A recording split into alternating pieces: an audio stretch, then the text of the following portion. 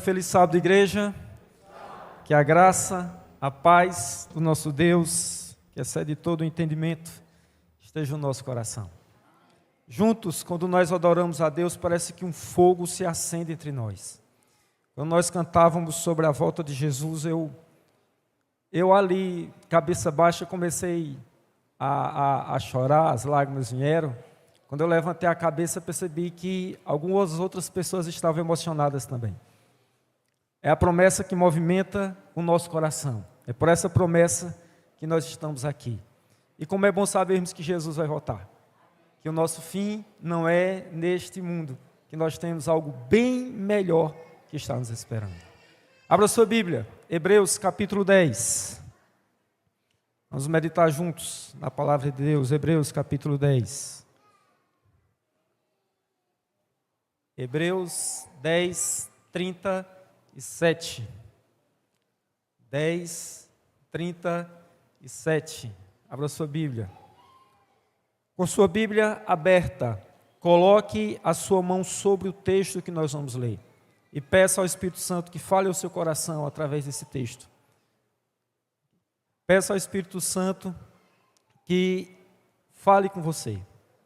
Feche seus olhos, vamos conversar com Deus. Querido Deus, nós agradecemos ao Senhor por tuas bênçãos maravilhosas no nosso meio. Em todos os momentos nós podemos sentir o Senhor pertinho de nós. E a tua presença aquece o nosso coração. Por isso nós queremos pedir que nesse momento o Senhor se manifeste poderosamente entre nós. E que teu Espírito Santo fale ao nosso coração.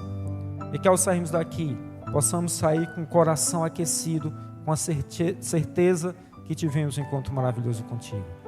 Tudo isso nós pedimos e agradecemos. No nome maravilhoso de Jesus. Amém. 10, 37, Hebreus, capítulo 10, versículo 37, a Bíblia diz o seguinte: porque ainda dentro de pouco tempo, e aquele que há de vir virá e não tardará. Ainda dentro de pouco tempo, e aquele que há de vir virá e não tardará. Eu quero passar um vídeo para vocês, e nesse vídeo, peraí, sustenta um pouquinho, meninos, aí. Sustenta um pouquinho. Essa aí é a última corrida da temporada de Fórmula 1 de 2008. O brasileiro Felipe Massa chega nessa última corrida como um dos fortes concorrentes ao título. Essa é a corrida do Brasil, Interlagos. Se Felipe Massa vence a corrida e o seu adversário Hamilton não pontua, então, depois de muitos anos, o Brasil teria um novo campeão de Fórmula 1. Felipe Massa, então, de ponta a ponta, lidera a corrida e vence a corrida. Hamilton estava numa posição que ele não teria como ganhar o título. E aí segue-se, chegamos à última volta. Na última volta, nós chegamos na última curva e isto acontece. Pode rodar o vídeo, já deixa alto desde o início. O Felipe já está na última volta, a chuva apertou. A chuva apertou. O Vettel vai por ali. O Hamilton vem atrás dele. O Felipe Massa está no meio da pista. O Felipe já está na metade da última volta. Os dois estão abrindo a última volta.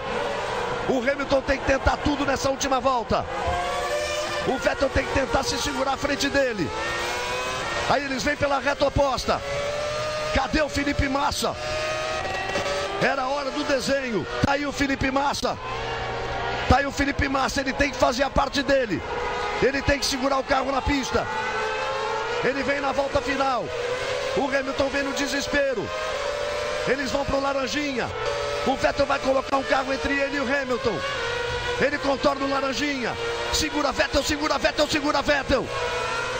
Aí eles vão para a entrada do S. O Brasil é Vettel desde criancinha. Aí vem Felipe Massa do Brasil.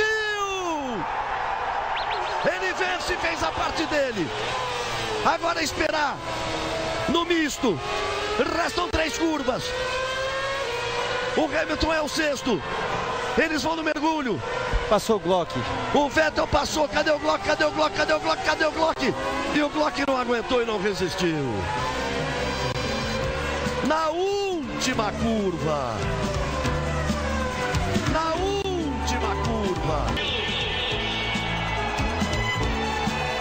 Na última curva. Brasil! Eles não conseguiram ver o Hamilton passando o Glock no café. Aí a vibração do Hamilton merece o título, claro. É um grande piloto, mas o Felipe Massa dominou a corrida de forma brilhante. Venceu mais uma vez o Grande Prêmio do Brasil. E o que parecia impossível acabou virando realidade até 500 metros da chegada. E o Felipe está chorando. Galvão está chorando. E a mãe dele também aqui próxima. Eu estou perto da área, mas não tenho acesso. Mas a torcida chegou a comemorar bastante, Galvão, porque daqui da reta de chegada eles não têm a visão do que aconteceu. Então, durante alguns minutos, houve uma grande e intensa comemoração. Para que todo mundo entenda, foi muito rápido.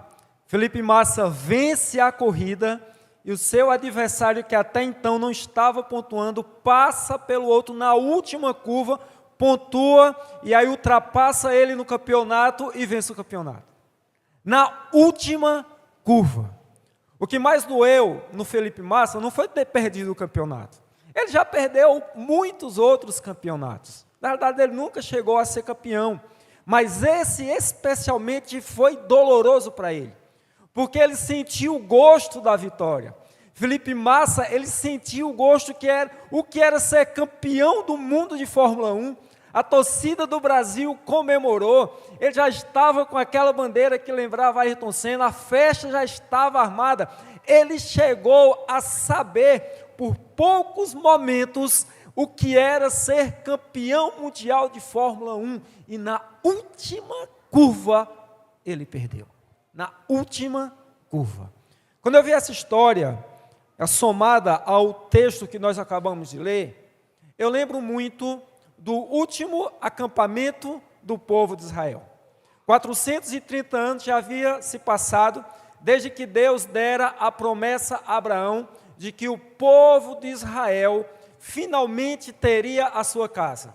Durante muito tempo, eles acamparam em vários lugares. Eles montavam sua barraca, desmontavam a barraca e partiam para um outro local para acampar de novo, para viver como nômades numa terra que não era deles.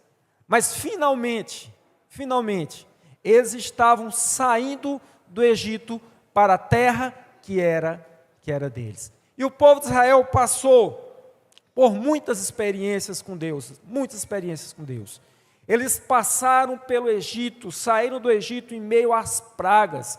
Eles chegaram ao deserto, onde experimentaram muitos milagres de Deus. E toda aquela provação serviu como peneira para testar, para ver aqueles que tinham mais fé. E à medida que a caminhada se prolongava, o povo ia sendo diminuído, porque aquelas pessoas que tinham pouca fé iam ficando para trás. A caminhada era dura para quem tinha pouca fé em continuar. E eles seguiram, deserto afora. Quando finalmente chegam no último acampamento, Cádiz Berneia, último acampamento. Eles montaram finalmente as suas barracas para nunca mais precisarem montar uma outra barraca. Eles poderiam sair dali e deixarem as barracas do jeito que estavam, porque a próxima parada já seria no seu país, a próxima parada já seria na sua casa. A próxima parada. E aí você já conhece a história. Foi quando Moisés, então, manda os espias para que eles vão até Canaã, e ali, até Jericó, e ali em Jericó, eles espiam e voltam. Quando eles voltam, coisas estranhas acontecem naquele último acampamento. Imagina que eles já haviam passado por tantas provações, eles já haviam passado por tantas tentações, finalmente aquelas pessoas estavam vencendo, era a última batalha para finalmente chegarem em casa. Chegam agora aqueles espiões, e com o relato negativo de 10, eles perdem a esperança em Deus e desistem de entrar na terra prometida. Eles desistem. Depois de tanta labuta, depois de tanto trabalho, de tanto sacrifício, de tantas provações vencidas, de tantas tentações, eles chegam no último acampamento, na última batalha e desistem. Eles estavam tão perto que os espiões, os representantes de Israel, entraram na terra prometida. Eles estavam tão perto que os representantes de Israel tocaram nas paredes da terra prometida, comeram do alimento, beberam da água, sentiram o ar, respiraram a atmosfera da terra prometida, pisaram na terra, de tão perto que eles estavam, mas eles simplesmente desistiram.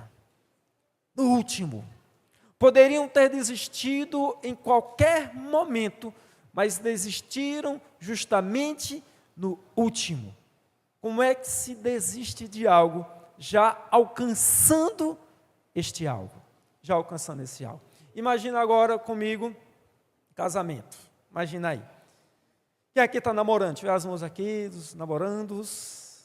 Opa, muito bem, muito bem. Imagina que você conhece uma moça, o rapaz conhece uma moça, e ali se apaixonam, começam a namorar, e aí o amor vai só aumentando ao longo do tempo, aumentando, finalmente noivam, aquela festa no noivado, marcam então a festa do casamento, já reservam o local para a lua de mel, e aí a igreja se enfeita, toda aquela festa, e aí vai ter uma recepção linda, tudo preparado, e aí chega o momento da grande cerimônia. O noivo vai à frente, e aí de repente a noiva entra com aquela música linda, emocionante, todo mundo fica de pé, e aí a noiva chega diante do pastor ali com o noivo, começa-se a cerimônia, aí o pastor olha para a noiva e diz: você aceita fulano como seu legítimo esposo? Aí ela diz: sim, eu aceito, todo mundo emocionado. E o pastor, com protocolo, pergunta para o noivo: e você aceita fulana como sua legítima esposa? Ele olha, pensa e diz: olha, eu acho que não. Pensei bem, mas agora não vai dar certo não, não vai dar certo não. Se você fosse a noiva, o que você faria com um camarada desse? Matava. Você já descumpria um dos mandamentos, né? Se você fosse o pai da noiva, o que você faria com um camarada desse? Imagina o que você faria. Amigos, isto é momento de desistir. Com tudo pronto, tudo arrumado. Se fosse para desistir, irmão, desiste antes. Desiste lá atrás, mas não é mais momento de desistir, não dá mais para desistir. Quando a gente vai para a Bíblia, irmãos, que nós começamos a estudar as profecias bíblicas, nós passamos a entender que nós estamos no último acampamento do povo de Deus nesta terra, último acampamento. As 7 cartas do Apocalipse são períodos de tempo que a igreja cristã passaria. Então, cada carta é período de tempo, desde o início da igreja no século I até o final, período de tempo em que a igreja passaria. Aí conta para cada igreja as suas dificuldades. Quando nós vamos para a Bíblia, nós já estamos em que igreja, irmão? Na última. Nós já estamos em Laodiceia, a última igreja. A última igreja. Essa igreja que se levantou é a última, irmão. Não se levantará uma outra igreja. Esta igreja é a igreja que fechará a história desse mundo. Amém, irmãos? Não se levantará. Nós estamos no último período da história cristã neste mundo. E aí, se aprofundando nas profecias, nós vemos que esta igreja tem 3 mensagens para pregar. Como é que nós chamamos essas mensagens? mensagens angélicas. E nós podemos perceber que nós já estamos na última mensagem. Das 3 mensagens angélicas que a igreja tem para pregar, nós já estamos na última. Nós já estamos no final, irmãos. Nós somos a última igreja, pregando a última mensagem para este mundo. E nós estamos tão próximos, tão perto, que representantes nossos já estiveram lá na cidade prometida. Ellen White já foi lá, irmão. Ela já viu. Representantes da igreja, a representante da igreja adventista já esteve lá.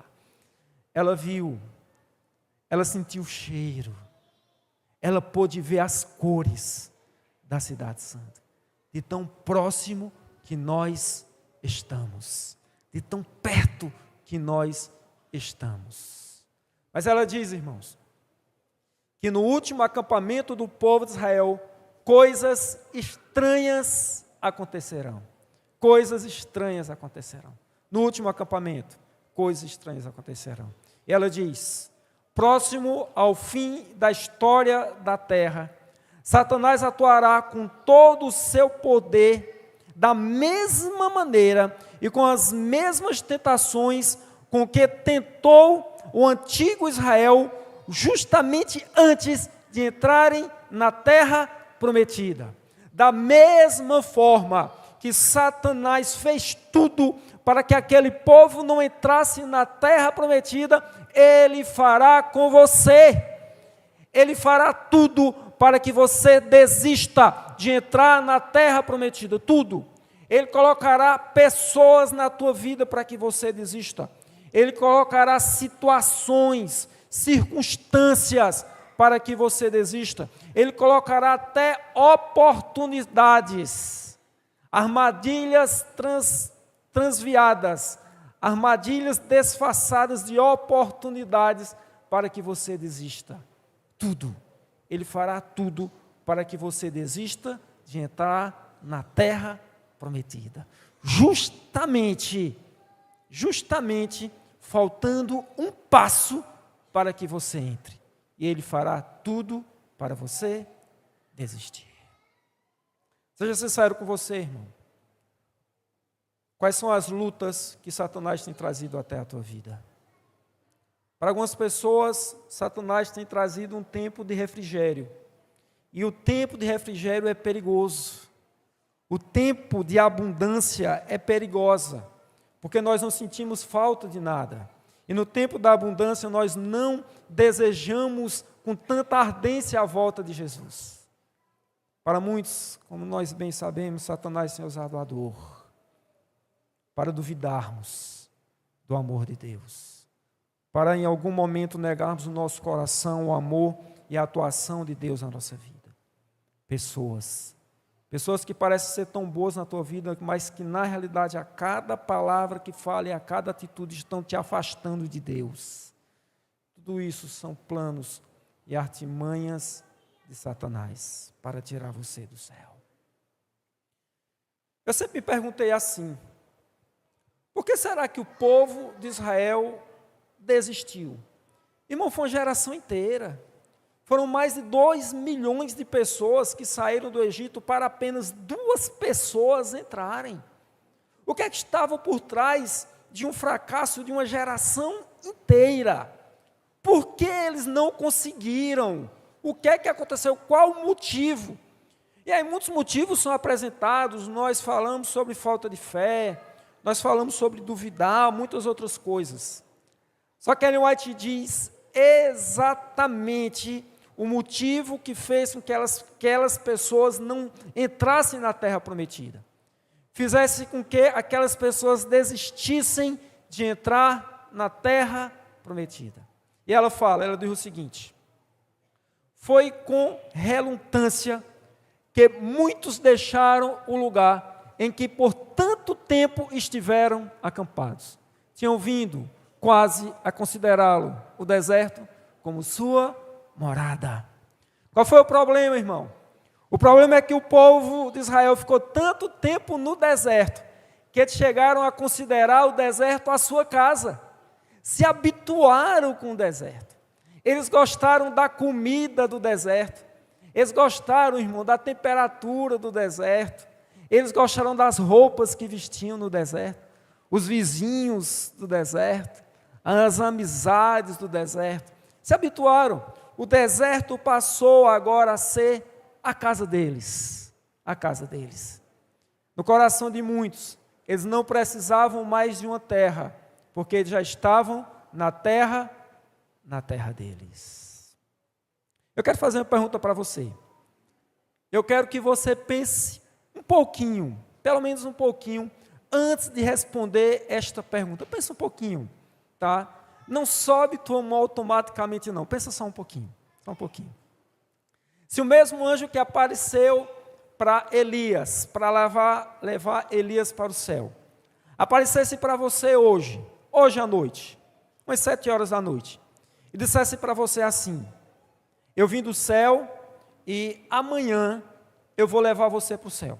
A mesma carruagem que levou Elias para o céu, eu vou levar você. Então amanhã, às 8 horas da manhã, se prepara, que eu vou vir na carruagem de fogo e vou levar você para o céu. Se esse Senhor já aparecesse para você, quem aqui iria, irmão, aceitar o convite do anjo sem nem piscar, sem pensar? Deixa eu ver as mãos aqui.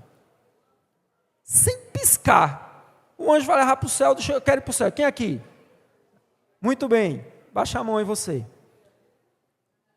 Quem tem filho criança, pequeno? Filhos pequenos, quem tem filhos pequenos? Seja sincero, como você falaria isso para ele?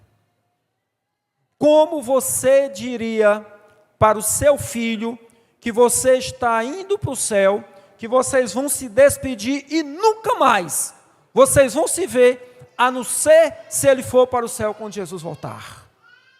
Como você vai dizer isso para sua esposa, para o seu esposo? Em que momento você vai falar isso para a sua família? Comece a imaginar a cena. Você sentaria com eles no sofá e diria: olha, estou indo para o céu, nós nunca mais vamos nos ver. Se prepara, quando Jesus voltar, a gente se encontra. Como você diria? Você diria sentado no sofá? Você diria na mesa, tomando café junto com sua família? Como seria a despedida sua e da sua família? Como seria? Porque, irmãos, nos despedirmos dos nossos queridos é duro. Até por alguns dias, alguns meses é duro. Imagina para todo sempre, irmão. Imagina para todo sempre. Imagina um casal recém-casado. Recém-casado.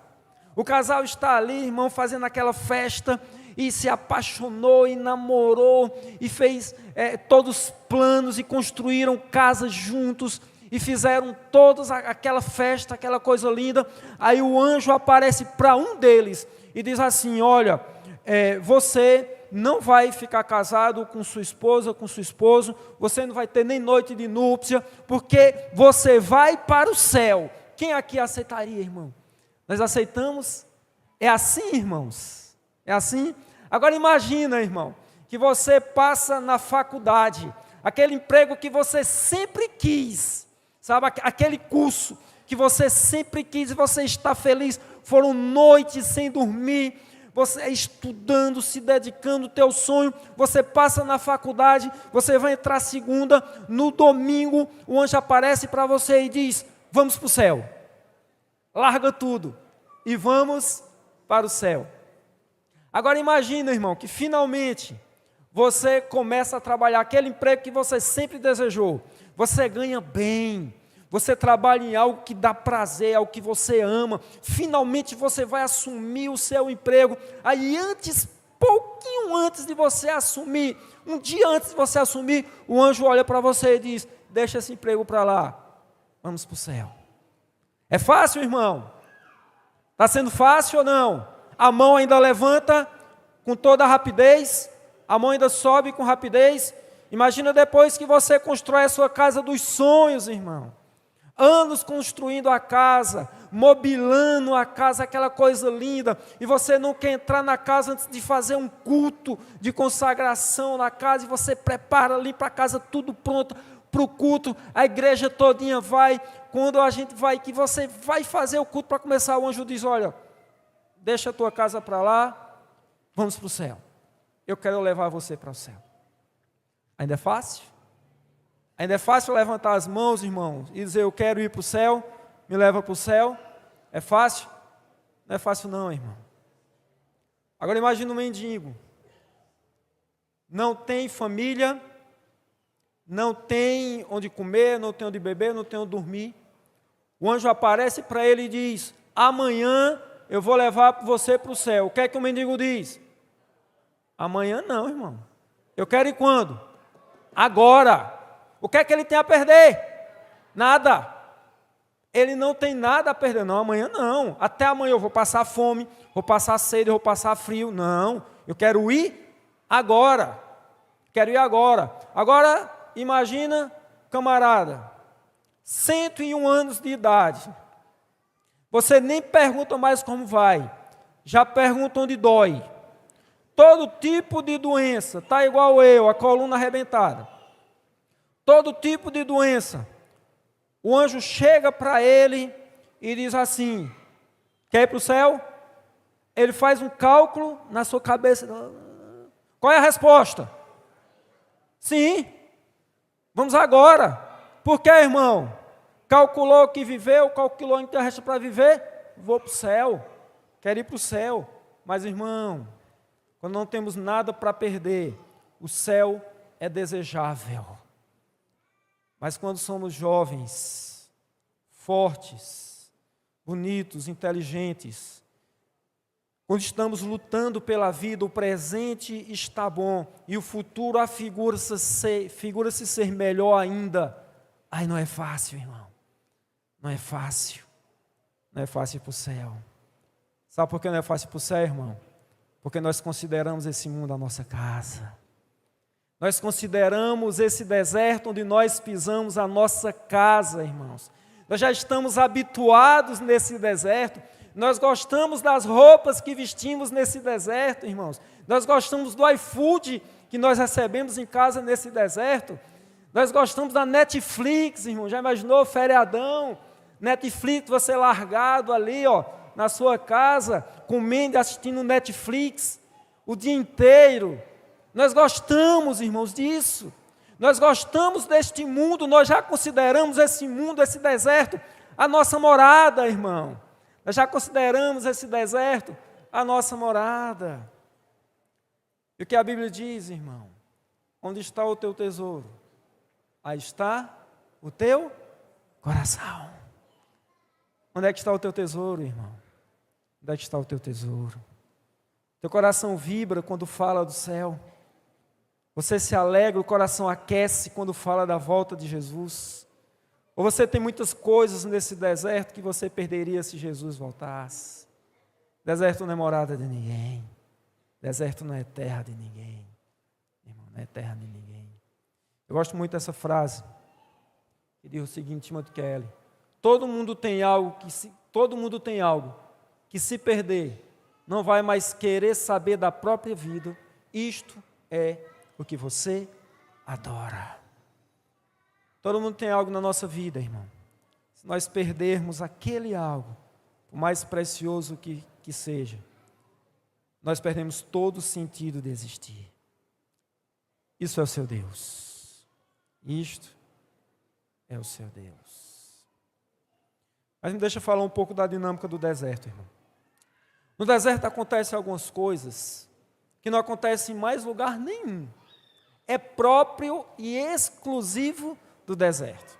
Durante o dia, o deserto pode chegar a temperatura de até 50 graus acima de zero. Pode chegar até 50 graus, é muito calor, é muita luminosidade no deserto, irmãos. É muito quente, o deserto é muito quente. Mas durante a noite, aquele mesmo lugar que há pouco tempo estava 50 graus, ele pode chegar a zero ou abaixo de zero. É isso que acontece no deserto. O lugar que estava quente, em poucos momentos fica frio. Estava luminoso, em poucos momentos está escuro. Este é o deserto. É assim que é o deserto. É assim que é o deserto. Irmãos, deserto não é morada de ninguém. Nesse deserto onde nós vivemos, irmãos, existem momentos que as coisas estão boas. Existe um momento em que a nossa vida está quente, está luminosa, está alegre, está feliz. Existe um momento em que tudo vai bem, a família vai bem, saúde vai bem, os planos futuros estão bem. A vida está uma bênção. E nós aproveitamos do calor do deserto. E sabe, irmão, não existe nada de errado com isso. Quando as coisas vão bem, fique tranquilo. Fique em paz, fique feliz.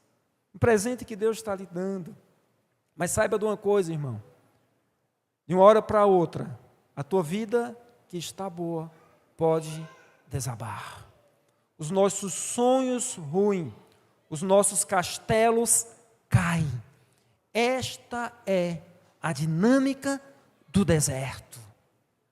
De uma hora para outra, irmão, nós que estamos sorrindo, de uma hora para outra, nós que estamos felizes, irmão, simplesmente vemos a nossa vida desabar diante dos nossos olhos. É este o mundo que nós vivemos. Irmão, este deserto não é morada de ninguém. Você não nasceu para morrer nesse deserto. Esse deserto é apenas uma passagem para a terra prometida, irmãos. É apenas uma passagem para a nossa casa. Não pense que esse lugar é a tua morada final. E não queira que esse lugar seja a tua morada final. Não queira que seja a morada final. Deserto não é morada de ninguém. Ninguém nasceu para viver e para morrer no deserto. Algum tempo atrás, quando o Geu estudava, ela estudava junto com a amiga dela na Bahia, lá no Iaene. E aí estudavam juntas, moravam juntas, eram bem amigas. E aí na época de eleição, elas foram ambas para as suas cidades. Cada uma foi para a sua cidade. Geudânia foi para a cidade dela, a sua amiga também foi para a sua cidade. Uma foi para votar e foi para ver a família. Se separaram. Cada uma foi para um lado. Cada uma vai para o lado. E aí, irmãos, essa amiga de Geudânia, ela tinha algo mais, um motivo a mais para ir para casa nesse período. O pai dela estava se candidatando a vereador. Já havia tentado várias vezes, mas sem resultado favorável nenhum. E aí ela foi votar no pai, chegou o domingo, ela votou no pai, chegou a noite, o pai foi eleito. Eita, que felicidade, que alegria, irmão. O pai tinha sido eleito. Nossa, o deserto estava em festa, estava claro, estava quente, a vida estava uma bênção, o presente estava bom, o futuro parecia ser melhor ainda. Que bênção, que felicidade, que bom, comemoração, alegria. Passado alguns dias, ela vai para casa. Ela vai de um lado, o Geu vai do outro. Finalmente se encontram em casa mais uma vez. Mas antes que essa amiga de Geu desfizesse as malas, uma ligação. E do outro lado uma voz chorosa, dizendo: filha, volta para casa. O teu pai morreu. Não se sabe exatamente o que é que aconteceu.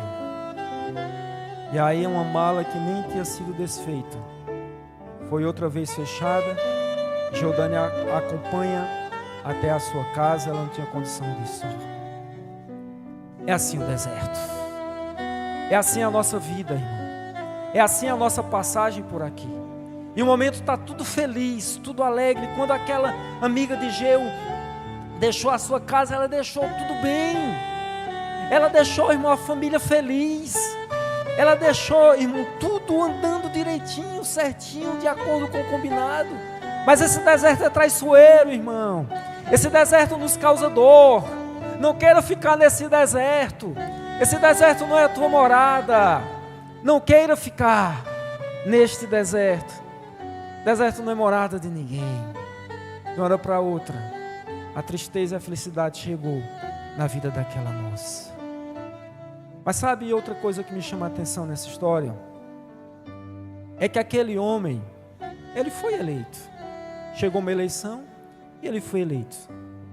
Mas ele não tomou posse. Ele foi eleito, mas ele não tomou posse.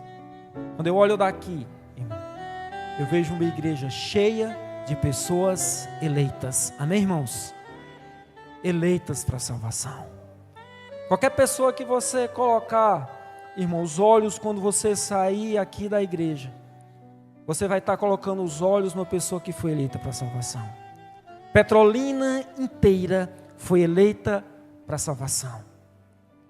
Mas nem todos tomarão posse. Nem todos tomarão posse.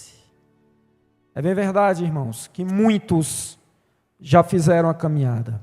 Muitos estão no caminho. Mas nem todos tomaram posse, porque grande parte deles desistiram. O apóstolo Paulo diz ainda em Hebreus, se você quiser abrir sua Bíblia, ainda no capítulo 10, agora, no versículo 37, versículo 35 ele diz, capítulo 10, versículo 35, o apóstolo diz: não abandoneis, portanto, a vossa confiança, ela tem grande galardão. Com efeito, tendo necessidade de perseverança, para que, havendo feito a vontade de Deus, alcanceis a promessa. Porque ainda dentro de pouco tempo, e aquele que há de vir virá, e não tardará. Todavia o meu justo viverá pela fé. E se retroceder nele, não se compraz a minha alma. Vamos ler esse último versículo juntos? Abra sua Bíblia, último versículo, leia junto. Coloque isso no seu coração. Nós, porém, não somos dos que retrocedem para a perdição. Vamos ler juntos? Somos, entretanto, da fé, para a conservação da alma. Amém, irmãos? Não desista, irmão. Falta pouco tempo, pouquinho tempo, a promessa vai chegar até você. Desistir agora, irmão, não é inteligente. Desistir agora não é prudente. Tanta coisa passada ao lado de Jesus, tanta coisa que você enfrentou ao lado de Jesus, tentação, provação, lutas. Você chegou até esse momento, o último acampamento, a trombeta tocará, a trombeta soará, Jesus nos chamará e nós vamos para casa. Amém, irmãos? Amém. Não desista, não é o momento. Eu não sei o quanto o inimigo tem feito você desistir, mas desistir agora não é opção. Não é opção. Já estamos no finalzinho. Nós vamos cantar uma música agora.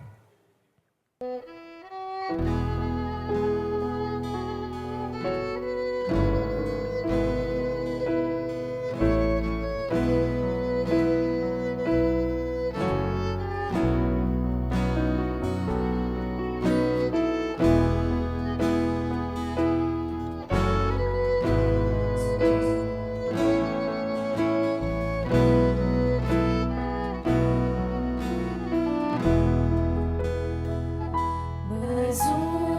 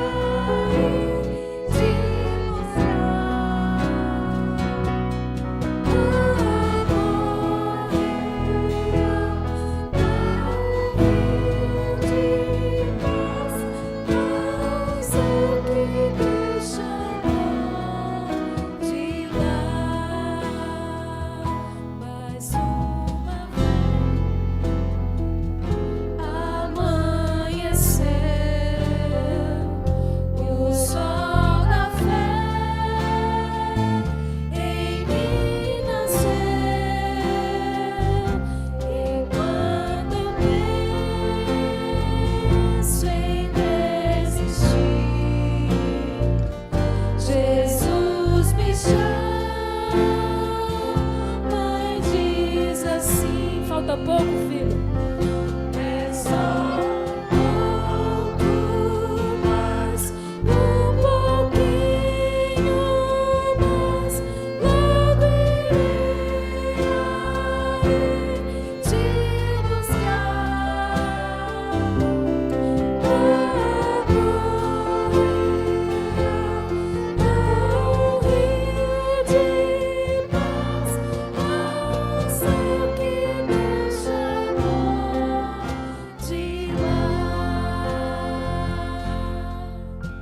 Nós somos muito gratos ao Senhor, Pai amado, porque a Tua promessa nos diz que o nosso fim não é nesse deserto.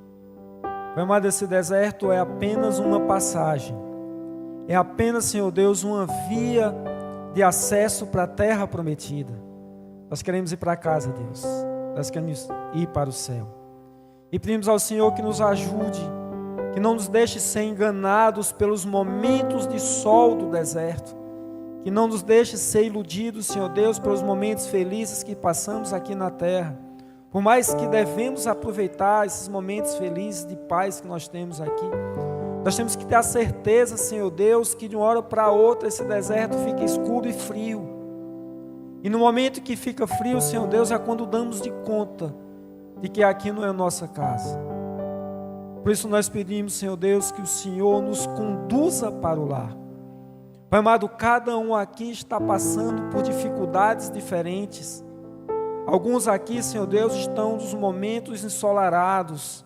Por favor, Senhor Deus, abençoe para que essa pessoa continue olhando para o céu, apesar do deserto ser tão atrativo. Algumas pessoas, Senhor Deus, aqui estão passando pelos momentos escuros e frios do deserto. Nós pedimos ao Senhor que dê a certeza da Tua presença na vida deles. Que no momento de noite, Senhor Deus, a chama do Senhor aquece e deixa claro o coração. Senhor Deus, fica conosco. Que cada um de nós possa estarmos juntos com o Senhor quando Jesus voltar. Num lugar, Senhor Deus, que finalmente é a nossa casa. No lugar onde nós não precisamos mais nos despedir. No lugar onde nós não passaremos mais por tristeza nenhuma. Abençoa a vida de cada um de nós. E nos ajuda a estarmos juntos no céu, na nossa casa. Tudo isso nós pedimos e agradecemos. No nome maravilhoso de Jesus. Amém. Amém. Irmãos, a alegria de estarmos juntos. Vamos em paz. Que o Senhor nos acompanhe.